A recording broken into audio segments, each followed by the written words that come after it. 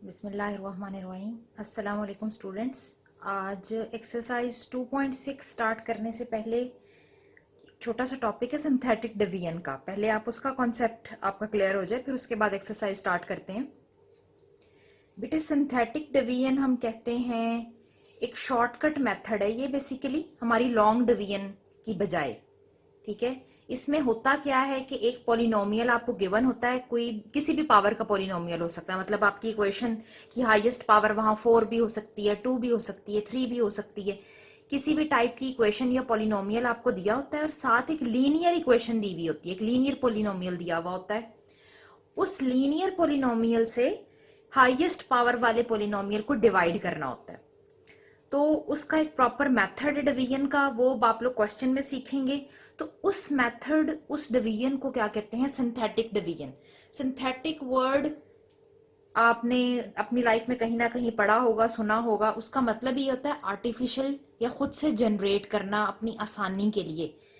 तो बेटे क्या है कि ये एक जो सिंपल डिवीजन आप लोग बचपन से स्कूल में पढ़ते आ रहे हैं, उससे हटके है थोड़ा सा काम।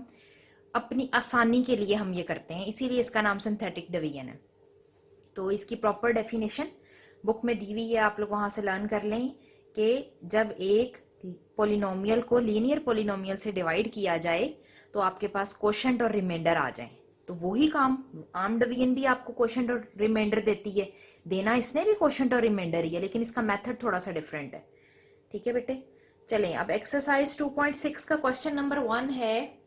वो कहता है by using synthetic division find the quotient and reminder.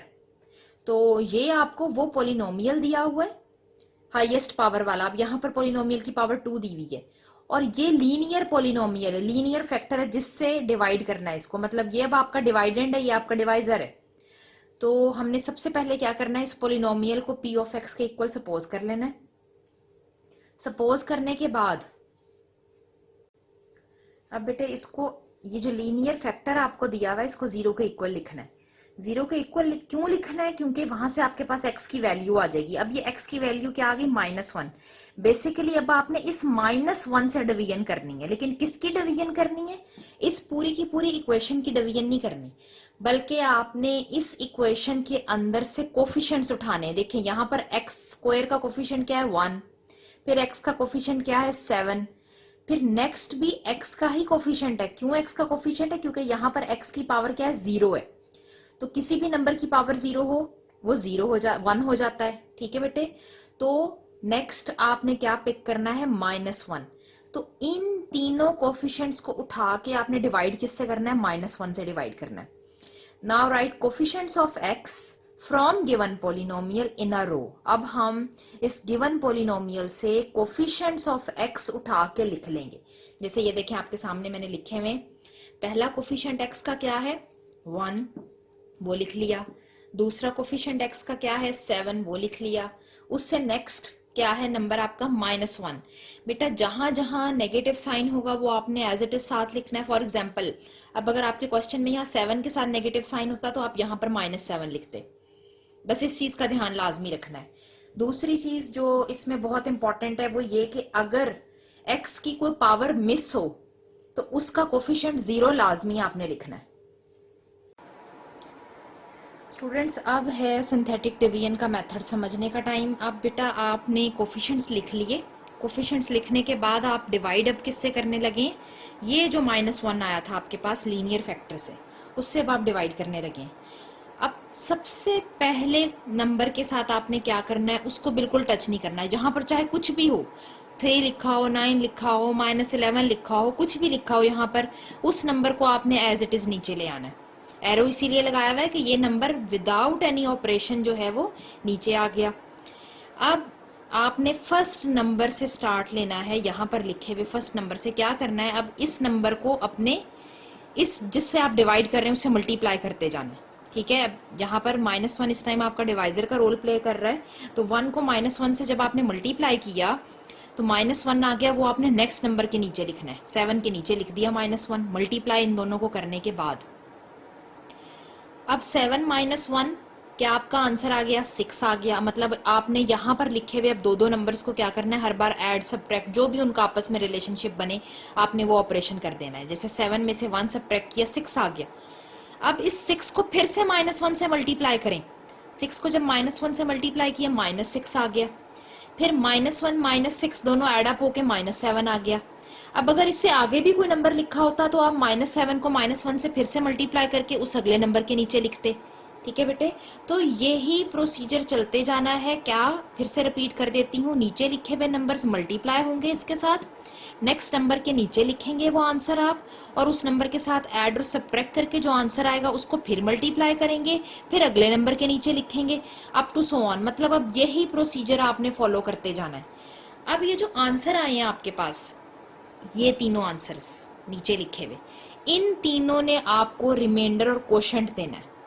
Last वाला नंबर ये जो है आपके पास आया, ये क्या है, रिमाइंडर, और इन दोनों ने मिलके कोशेंट बनाना है। देखिए बेटा, अब ये टर्म्स हमेशा बनाएंगी आपकी, यहाँ पर 3 टर्म्स आए, 2 आए, 4 आए, उन्होंने हमेशा कोशेंट बनाना है, और आखिरी वाली टर्म ने आप कह देंगे कि ये आपका रिमाइंडर है। अब रिमाइंडर क्या आ गया, -7। अब है कोशेंट लिखने का तरीका। ये 1 और 6 तो है कोफिशिएंट्स x के। बेटा आपने बेसिकली किया क्या था, एक पोलिनोमियल को दूसरे पे डिवाइड नहीं किया था, बल्कि सिंथेटिक डिवीजन क्या करती है, आप उनके कोफिशिएंट्स उठाते हैं और यहाँ से x की वैल्यू से उसको डिवाइड करके दोबारा से आप इक्वेशन में कन्वर्ट करते हैं। क्यों कन्वर्ट करते हैं, क्योंकि वो कोफिशिएंट्स होते हैं ना आपके पास चल रहे। आपने पिक भी कोफिशिएंट्स किए थे, आंसर भी कोफिशिएंट्स की शक्ल में आया, तो आपको फिर से इक्वेशन की फॉर्म में कन्वर्ट करना है। तो इक्वेशन की फॉर्म में कन्वर्ट करने के लिए अब आपको उल्टा चलना है। आपने क्या करना है, सबसे आखिरी नंबर क्या होता है आपका, कांस्टेंट, जहां पर x की पावर 0 होती है। तो यहां पर भी अब आपका लास्ट नंबर क्या है, 6 में के साथ क्या होगी, x की पावर 0, तो 6 एज इट इज आ गया। उससे पीछे चलें, उससे पीछे 1 है, तो 1 यहाँ पर आपको लिखने की जरूरत नहीं है, यहाँ आपको पता है x का कोफिशिएंट यहाँ पर 1 नहीं है, x लिख दें। अब अगर इससे पीछे भी कोई नंबर फॉर एग्जांपल 3 पड़ा होता तो आप +3x², 3x² आपका सबसे पहला नंबर होना था। उससे पीछे कोई और नंबर होता, फॉर एग्जांपल 7 पड़ा होता तो 7x⁴। मतलब बेटा आपने पोलिनोमियल में क्या करना है, असेंडिंग ऑर्डर में चलना है। x की पावर 0 से स्टार्ट हुए, फिर x की पावर 1, फिर x की पावर 2, फिर x की पावर 3। ये अब आपका कोशेंट आ गया। यही डिवीजन, अब एक और पार्ट आप लोग देखें बेटे, उससे आपको ज्यादा अच्छा समझ आ जाएगा कि सिंथेटिक डिवीजन आम डिवीजन से कैसे डिफरेंट है। बेटा अब आप लोग इसी क्वेश्चन का सेकंड पार्ट देखें। उसमें हाईएस्ट पावर पोलिनोमियल की 3 है, लेकिन यहाँ ध्यान से देखिए स्क्वायर पावर वाली टर्म मिस है। क्यूब के बाद डायरेक्ट x की पावर 1 है। तो अब आपने वही प्रोसीजर करना है, जो लीनियर फैक्टर है उसको 0 के इक्वल लिखेंगे तो वहां से x इज इक्वल टू -3 आ जाएगा। इस -3 ने अब आपके इस पोलिनोमियल के कोफिशिएंट्स को डिवाइड करना है। तो आपने क्या करना है, पहले इस पोलिनोमियल के कोफिशिएंट्स एक रो में लिख लेने। जैसे अभी मैंने प्रीवियस पार्ट में बताया था, ध्यान सिर्फ इस चीज का रखना है कि 2 बातों का ध्यान रखना है, नेगेटिव साइन साथ लाजमी आने चाहिए। दूसरा पॉइंट क्या बताया था कि कोई भी x की पावर अगर मिस हो रही है तो उसका कोफिशिएंट 0 लाजमी लिखना है। जैसे अब देखें, x³ से स्टार्ट हो रहा है तो फर्स्ट कोफिशिएंट 4 लिख दिया। x² यहां पर नहीं है मौजूद तो उसका कोफिशिएंट 0 भी लिख दिया। उससे नेक्स्ट -5 है, वो लिख दिया। लास्ट आपका कोफिशिएंट x⁴ को क्या है, 15, वो भी लिख दिया। मतलब अब चारों के चारों कोफिशिएंट्स आ गए। डिवाइड अब किससे करने हैं, -3 से। फिर वही रूल है डिवीजन का, फर्स्ट नंबर को टच नहीं करना है। फर्स्ट नंबर जो है वो यहाँ पर बादशाह का रोल प्ले करता है, हम उस पर कोई ऑपरेशन नहीं करते, उसने एज इट इज नीचे आ जाना है। जैसे ही नंबर नीचे आ गया, अब वही प्रोसीजर जो पीछे किया था, हर बार इनकी मल्टीप्लीकेशन, आंसर आगे लिखना है। फिर एडिशन सब्ट्रैक्शन करके आंसर नीचे जो लिखा, फिर मल्टीप्लीकेशन, फिर आंसर आगे लिखना है। वही प्रोसीजर चलता जाएगा। अब 4 नीचे लिखा, 4 को -3 से मल्टीप्लाई किया, क्या आ गया, -12। -12 आपने 0 के नीचे लिख दिया। दोनों को जब सम अप किया तो आपका आंसर -12 ही आ गया। अब इस -12 को दोबारा से -3 से मल्टीप्लाई किया तो +36 आ गया। +36 हमने नेक्स्ट नंबर के नीचे लिख दिया। 36 में से 5 सब्ट्रैक्ट किया तो 31 आ गया। अब ये 31 फिर से -3 से मल्टीप्लाई हुआ तो -93 आ गया। -93 में से +15 आपने जब आपने सॉल्व किया तो -78 आंसर आ गया। ये अब आपका फाइनल आंसर है। अब टाइम है ये चारों नंबर्स को देखते हुए क्वोशंट और रिमाइंडर लिखने का। चारों नंबर्स तो वही मेथड जो अभी मैंने आपको बताया था प्रीवियस पार्ट में, आखिरी नंबर रिमाइंडर होता है, लास्ट नंबर हमेशा क्या होता है, रिमाइंडर। अब आपका यहाँ रिमाइंडर क्या, -78, इसीलिए मैंने एक लाइन भी लगाई हुई है, सेपरेट कर दिया रिमाइंडर और क्वोशंट को। तो आप भी लगा लिया करें, आसानी हो जाती है, आपको फौरन इजीली पता भी चल जाएगा देखते कि ये मेरा रिमाइंडर है और इन तीनों ने मिलकर क्वोशंट बनाना है। ये तीनों बेसिकली क्या है, एक्स के कोफिशिएंट्स हैं क्वोशंट के। तो क्वोशंट लिखते हुए भी मैंने क्या बताया था, यहां से पीछे चलना शुरू करना है और एक्स की पावर्स असेंडिंग ऑर्डर में, बढ़ते हुए ऑर्डर में एक्स की पावर्स लिखनी है। तो बेटे ये देखिए रिमाइंडर अब लिख दिया आपके सामने -78। क्वोशंट लिखने का तरीका उल्टा चलें, 31 से स्टार्ट लें, देखिए 31 इधर आ गया, उससे पीछे -12 पड़ा है तो -12 एक्स की पावर 1 का कोफिशिएंट होगा। फिर उससे पीछे आ जाए 4 पड़ा है, 4 किसका कोफिशिएंट होगा, एक्स की पावर 2 का। इससे पीछे कोई और नंबर होता तो एक्स की पावर 3 के साथ आप वो कोफिशिएंट लिख देते। ठीक है बेटा, तो क्वोशंट और रिमाइंडर लिखने का मेथड बहुत आसान है। आप लोग जब इसकी प्रैक्टिस करेंगे तो आप लोगों को इजीली जो है वो समझ आ जाएगा, और अगर कहीं से कोई पॉइंट नहीं समझ आया करे तो उसको दोबारा से रिपीट करके सुन लिया करें। तो बेटा दोनों पार्ट मैंने आपको करके दिखाए हैं, जिसमें एक में एक्स की पावर मिस है, एक में नहीं है, मेथड सारा सेम ही है। अब आप पूरी एक्सरसाइज में डिफरेंट क्वेश्चन सिंथेटिक डिवीजन के देखेंगे, लेकिन सिंथेटिक डिवीजन का मेथड हर बार यही आपने फॉलो करना है। स्टूडेंट्स अब क्वेश्चन नंबर 2 आप लोग अपनी बुक्स पर देखें। वो कह रहा है कि find the value of H bye using synthetic division, मतलब तीनों पार्ट्स में एक अननोन एच दिया हुआ है, उसकी वैल्यू फाइंड आउट करके दिखानी है, लेकिन मेथड कौन सा अडॉप्ट करना है, मेथड सिंथेटिक डिवीजन का ये अडॉप्ट करना है। अब फर्स्ट पार्ट देखिए, वो कह रहा है if 3 is the zero of the given polynomial. Question number 1 में उसने आपको 2 पॉलिनोमियल्स दे दिए थे, बड़ा आसान काम लग रहा था, एक साफ नजर आ रहा था डिवाइडेंड है, दूसरा डिवाइजर है, इजीली लीनियर जो फैक्टर दिया हुआ था वहां से एक्स की वैल्यू निकाल के डिवाइड कर दिया। लेकिन अब इस सेंटेंस का क्या मतलब है, 3 is the zero of the polynomial. बेटा वो जो फैक्टर आपको जैसे x+3 या x+1 दिया हुआ था, वो बेसिकली क्या है, x की ऐसी वैल्यू है, ऐसा रूट है, ऐसा सोल्यूशन है जो आपके गिवन पोलिनोमियल को सेटिस्फाई करता है। मतलब अगर आप अपने गिवन पोलिनोमियल के अंदर वो नंबर पुट करते हैं तो आंसर 0 आता है। तो वो इसीलिए हम उसको ये कहते हैं कि वो नंबर जो है, वो x की वैल्यू जो है, वो आपकी इक्वेशन का सोल्यूशन है या रूट है, या आप ये कहते हैं वो नंबर 0 है उस इक्वेशन का।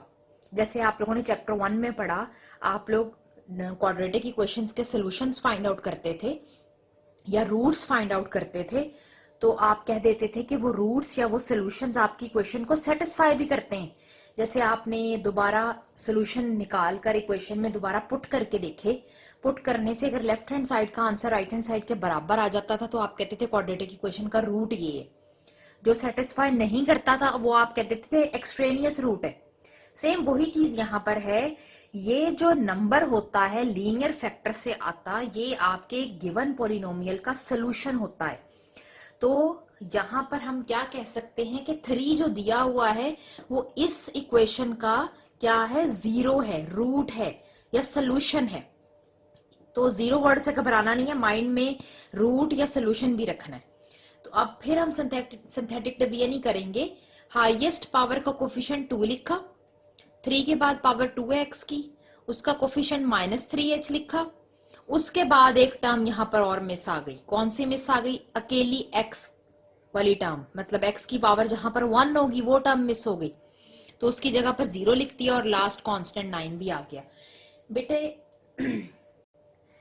बेटे सिंथेटिक डिवीजन के क्वेश्चंस में आप लोगों ने सिर्फ इस चीज का ध्यान रखना है, क्वेश्चन में कोफिशिएंट्स रो में लिखने से पहले सवाल को कुछ सेकंड्स गौर से देखना है कि क्या कोई पावर मिस तो नहीं है, क्या कोई टर्म यहाँ पर मिस तो नहीं है। जैसे ही मिस होगी उसका कोफिशिएंट 0 लिख देना। ये अगर आपने छोड़ दिया ना, आपका पूरा का पूरा क्वेश्चन ही रॉन्ग हो जाएगा। लिख लिए सारे कोफिशिएंट्स, डिवाइड अब किससे करना है, 3 से। यहाँ पर उसने आपको खुद ब खुद ही वो नंबर दे दिया है। पिछले क्वेश्चन में आप लोगों ने वो नंबर फाइंड आउट किया था, x+1 या x+3 या x-1 फैक्टर्स को 0 के इक्वल लिख के। यहाँ पर उसने आपको कह दिया कि ये वो नंबर है जिससे आपका पॉलिनोमियल 0 होता है, ये वो रूट है। तो अब इस रूट से हमने डिवाइड करना है। अब सिंथेटिक डिवीजन का फर्स्ट स्टेप स्टार्ट करते हैं। 2 एज इट इज नीचे आ गया, 3 और 2 को मल्टीप्लाई करके 6 नेक्स्ट नंबर के नीचे लिखा, दोनों को ऐड कर दें तो 6 - 3h आ गया। फिर अब इस नंबर को 3 से मल्टीप्लाई करें, 3 से मल्टीप्लाई करके ये देखें 3 से मल्टीप्लाई किया हुआ है, बाहर वैसे ही अभी 3 लिखा हुआ है, अभी मल्टीप्लाई नहीं किया, लिखकर 0 के नीचे लिख दिया। 0 ऐड होके कोई फर्क ही नहीं पड़ेगा, तो वो नंबर एज इट इज आ गया। अब इस नंबर को फिर से 3 से मल्टीप्लाई करें तो 3 और 3 दोनों मल्टीप्लाई होकर 9 बन गए, और आगे फैक्टर पूरा का पूरा 6 - 3h वैसे लिख दिया। इस पूरी टर्म में अब ऐड क्या करना है, 9, तो 9 ऐड करके आगे वाली पूरी चीज लिख दी, और ये वाली लाइन फिर से लगा दी। क्यों? ताकि आपको डिफरेंस पता चल जाए कि रिमाइंडर क्या है और कोशेंट किन कोफिशिएंट्स ने मिलकर बनाना है। अब बेटे हमने कोशेंट और रिमाइंडर लिखना है। रिमाइंडर 9 + 9 × 6 - 3h लिख दिया। कोशेंट फिर से रिवर्स ऑर्डर में चलें, ये आपका कोफिशिएंट किसका होगा, x⁻⁴ का, मतलब कांस्टेंट टर्म ये अब आपकी होगी। उससे पिछली x का कोफिशिएंट होगा और उससे पिछली टर्म x² का कोफिशिएंट होगा। तो 2x² + 6 - 3h × x + 3 × 6 - 3h, ये आपका कोशेंट है। रिमाइंडर भी लिख लिया अब आपने। अभी बेटा क्वेश्चन में जो चीज उसने आपसे मांगी थी वो नहीं अभी आई। अभी तो आपने सिंपली सिंथेटिक डिवीजन करके कोशेंट और रिमाइंडर लिखा है। उसने तो सवाल में आपसे h की वैल्यू मांगी है। h की वैल्यू फाइंड आउट करने के लिए अब आपने क्या करना है, रिमाइंडर को 0 के इक्वल लिखना है। क्यों रिमाइंडर को 0 के इक्वल लिखना है? क्योंकि उसने क्वेश्चन अपनी बुक्स पर गौर से देखे, उसने खुद कह दिया 3 is the 0 of the polynomial, मतलब 3 पुट करने से क्या होता है, इक्वेशन आपकी सेटिस्फाई होती है। तो बेटे अगर x की वैल्यू 3 पुट कर दें इन दोनों जगहों पर, और h की जो वैल्यू आपके पास आएगी वो भी अगर पुट कर दें, तो ये पूरी की पूरी क्वेश्चन क्या हो जाएगी, 0 हो जाएगी। तो वाकई हम क्वेश्चन के एंड में आके चेक भी कर लेंगे क्या 0 होता है, क्या वाकई 3 इस इक्वेशन का 0 है।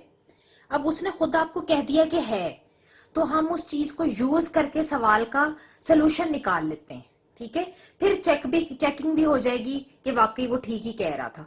तो अब क्या करते हैं, by using this given result that 3 is the 0 of the polynomial, you will replace remainder equal to 0। ठीक है बेटा, अब आप रिमाइंडर को 0 के इक्वल लिखकर वहां से h की वैल्यू निकाल लेंगे। अब बेटे देखें, अब आप नेक्स्ट क्या लिखेंगे, as given that 3 is the 0 of the polynomial, ये उसने खुद दे दिया आपको। So put remainder is equal to 0, तो रिमाइंडर की वैल्यू अभी आपने क्या निकाली वो यहाँ पर पुट कर दें, 0 को इक्वल लिख के।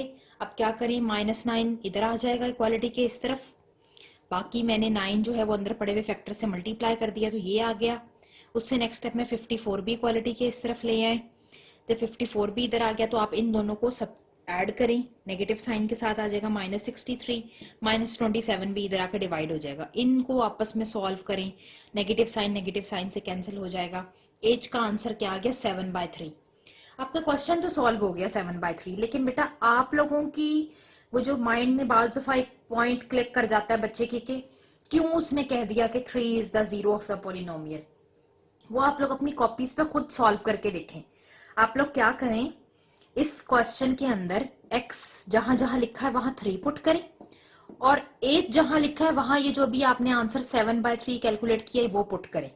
सारी इक्वेशन को सॉल्व करें और देखें क्या 0 आंसर आता है। बेटा बिल्कुल आपका आंसर 0 आएगा।